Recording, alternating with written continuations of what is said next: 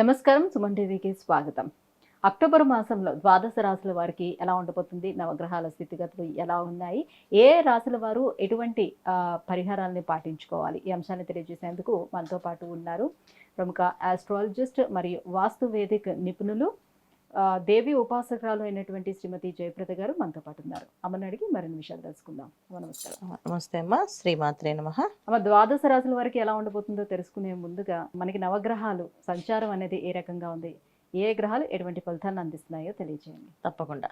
So గోచారంలో మనకి గురువు వృషభ రాశిలోని, మిథునంలో కుజుడు, తర్వాత కన్య రాశిలో మనకి బుధుడు, కేతువు, రవి కలిసి ఉండడం, తులారాశిలో శుక్రుడు, మీనరాశిలో రాహు, కుంభరాశిలో వక్రిస్తున్న శని భగవానుడు.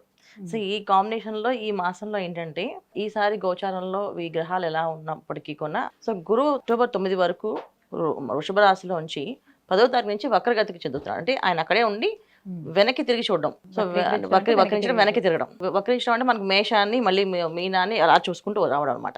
సో దీనివల్ల ఏంటంటే కొన్ని రాశులకి అనుకూలంగా, కొన్ని రాశులకి ప్రతికూలంగా ఫలితాలు వస్తున్నాయి ఈ మాసంలో. తర్వాత వచ్చేసి రవి, బుధుడు, కుజుడు స్తంభించడం. కుజుడు 20వ తారీఖుకి కర్కాటక రాశిలో వచ్చి మళ్ళీ తిరుగమనం మళ్ళీ మిథున రాశిలోకి వస్తున్నాడు. ఒక విధంగా చెప్పాలంటే కుజుడు కూడా వక్రిస్తూ మళ్ళీ తిరిగి మళ్ళీ మిథున రాశిలోకి వస్తున్నాడు. సో 20వ తారీఖు వరకు మిథునంలో ఉన్న కుజుడు కర్కాటకానికి మారుతున్నాడు. కర్కాటకం మారిన తర్వాత మళ్ళీ ఒక 20 రోజులకి మళ్ళీ ఆయన తిరిగి సింహంలో రావాలి కదా, ఆయన మళ్ళీ వెనక్కి వెళ్ళి మళ్ళీ మిథునంలోకి వెళ్తున్నాడు. సో మళ్ళీ వెనక్కి వెళ్ళి మిథునంలో ఉండడం వల్ల ఏంటంటే కొన్ని రాశులకి మళ్ళీ ప్రతికూలమైన ఇబ్బందులు, కొన్ని రాశులకి అనుకూలంగా ఉన్నాయి. చాలా కాలం అక్కడే ఉండడం జరుగుతుంది కుజుడు. అంటే ఇది నీ కుజస్తంభన అంటాం. సో కుజుడు ఒక్కొక్కసారి స్తంభించి అలా ఉండిపోతుంటాడు. సాధారణంగా అయితే ఆయన ఎక్కువ రోజులు ఉండరు కదా, ప్రతి మాసం మారుతూ ఉంటాయి.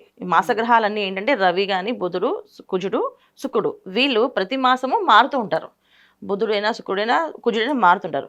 ఒక్కొక్కసారి ఏంటంటే కొన్ని రాశులు అంటే రవికి, చంద్రుడు తప్ప మిగతా అన్ని కూడా వక్రించే అవకాశం ఉంది. అంటే వెనక్కి తిరగడం కానీ, అలా స్తంభించి ఉండిపోవడం కానీ జరిగే అవకాశం ఏంటంటే ఈ గ్రహాలు శుక్రుడికి, కుజుడికి, గురువుకి ఇలా కాంబినేషన్ వీళ్ళకు ఉంటాయి. సో రవిచంద్రుడు ఎప్పుడు కూడా వక్రించారు, వాళ్ళు ముందుకే వెళ్తారు. ముందు గమనం కానీ వెనక అనేది రాదు. సో మిగతా రాశుల్లో మాత్రం ఈ ప్రభావం అనేది ఉంటుంది. అయితే ఈ ప్రభావం ఎప్పుడు దాకా ఉంటుంది అంటే ఒక్కొక్కసారి అవి చెప్పలేము అనమాట.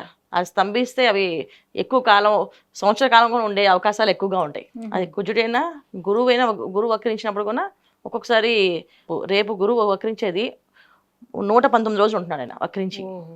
సో ఈ 119 రోజులు అంటే దాదాపు మనకి 3 నెలలు 15 రోజుల పైనే, మనం 3 మాసాలు మనం చూసుకోవాలి. సో ఈ 3 మాసాల్లో కొన్ని రాశులకి అనుకూలమైన ఫలితాలు, కొన్ని రాశులకి ప్రతికూలమైన ఫలితాలు వస్తాయి గురువు వక్రించడం వల్ల. ఇప్పుడు గురువు ఉండడం వల్ల ఎటువంటి ఇబ్బందులు అయితే ఎదుర్కొంటున్నామో అలాగే కుజు స్తంభన కూడా అలాంటి ఇబ్బందులే ఉన్నాయి. సో ఈ మాసంలో అది కూడా జరుగుతుంది కనుక కొన్ని రాశులు వాళ్ళకి అనుకూలంగా, కొన్ని రాశులు ప్రతికూలంగా ఇబ్బంది పడే అవకాశం ఉంది.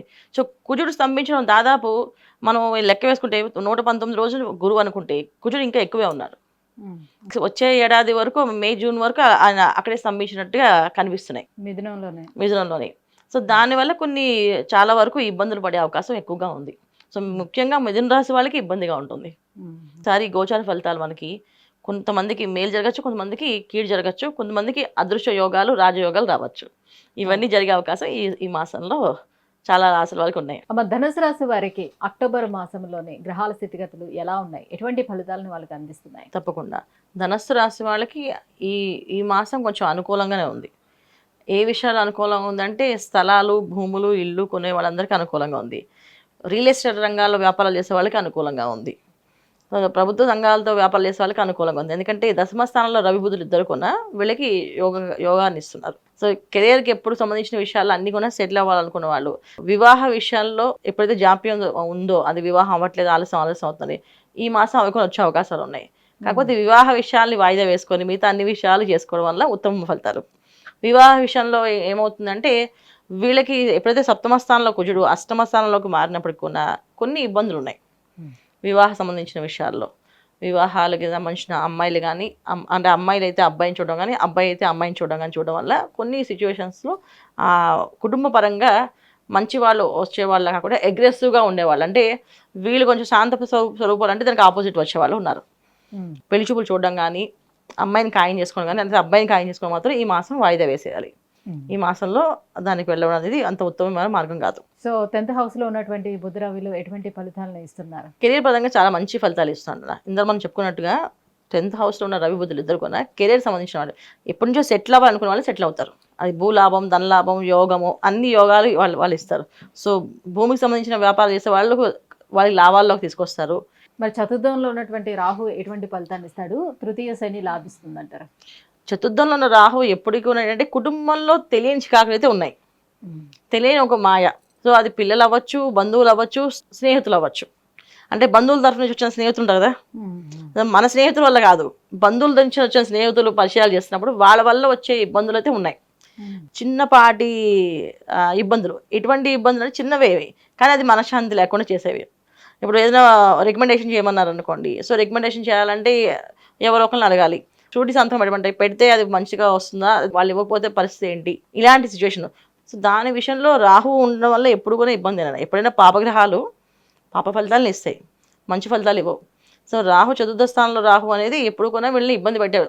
ఒక కింద వీళ్ళ లైఫ్లో జాగ్రత్తగా రాహు ఉన్నంతకాలం జాగ్రత్తగా ఉండాల్సింది. వీళ్ళకి కుజుడు ఎప్పుడైతే మార్పు వస్తుందో, సప్తమ స్థానం, అష్టమ స్థానం, సప్తమ స్థానం కుజుడు ఉంటే ఏమవుతుందంటే గట్టిగా మాట్లాడితే రిలేషన్ బ్రేక్ అయిపోద్ది. నెమ్మగా వ్యవహరిస్తే వీళ్ళు నష్టపోతారు. అంటే వీళ్ళు కత్తిమైన సాములాగా ఉంటుంది వీళ్ళ జీవితం. సో ఇది ధనుసు రాశి వాళ్ళకి ఈ మాసంలో ఉండే మెయిన్. అయితే రాహు వచ్చే ప్రభావం ఎప్పుడు కూడా వీళ్ళకి ఉంటూనే ఉంటున్నది. సో దానికి వీళ్ళ ఆరాధన కంపల్సరిగా రాహు ప్రభావం తగ్గించుకోవాలి. అది వీళ్ళు ఆరాధన చేయడం వల్ల వీళ్ళకి ఆ ప్రభావం తగ్గుతుంది తప్ప మిగతా విషయాల్లో అన్నీ బాగున్నాయి ధనుసు రాశి వాళ్ళకి. మరి ఎలాంటి పరిహారాలని పాటించుకోవాలంటారు వీళ్ళు? ఎప్పుడైతే కుజుడు అష్టమ స్థానానికి వస్తున్నాడు, అంటే 20 తారీఖు నుంచి కుజుడు మారుతున్నాడో, ఎప్పుడైతే చతుర్థ స్థానము ప్లస్ అష్టమ స్థానం కుజ రాహువులు కలయకుండా అంటే ఒక విధంగా సర్ప కింద లెక్కేస్తామంట మనం మామూలుగా. సో దానివల్ల ఏంటి అంటే ఈ ఫలితాలు చెప్పలేం ఎప్పుడు ఏం జరుగుతుందో సిచ్యువేషన్. అలాంటి మాయ పడే ఇబ్బందులు, అలాంటి ఇబ్బందులు జరుగుతాయి కనుక ఖచ్చితంగా వీళ్ళు ఆరాధించాల్సిన దైవాన్ని అంటే వెంకటేశ్వర స్వామి ఆరాధించుకోవాలి. వెంకటేశ్వర స్వామి ఆరాధించడం వల్ల శని భగవాన్ ఒక అనుగ్రహం వల్ల, గురువు ఒక అనుగ్రహం కావాలంటే ప్రతి శనివారము వెంకటేశ్వర స్వామి ఆరాధన అంటే ఇంట్లో వెంకటేశ్వర స్వామి అష్టోత్తరం చదివి పిండి దీపారాధన చేస్తాం. పిండితో బియ్య పిండితో చేస్తాం దీపారాధన. అలాంటి పిండి దీపాలు 7 దీపాలు పెట్టి వెలిగించి మాకు ఎటువంటి మాయలో పడకుండా మమ్మల్ని కాపాడు స్వామి అని చెప్పి దండం పెట్టుకోవడం. ఇంకా ధనుసు రాశి వాళ్ళకి ఈ ప్రతి శనివారం ఇలా చేయడం వల్ల వీళ్ళకి ఆ రాహు ఒక మాయ, కుజుడు ఒక మాయ పడకుండా ఉంటారు. అలాంటి ఇబ్బందులు లేకుండా ఉంటారు వీళ్ళు అది చేయాలి పరిహారం. అమ్మ, ధనుసు రాశి వారికి అక్టోబర్ మాసం ఎలా ఉండబోతుంది, ఎలాంటి పరిహారాన్ని పాటించాలి అనే విషయాన్ని తెలియజేసినందుకు ధన్యవాదాలు. నమస్తే అమ్మ. శ్రీమాత్రే నమః.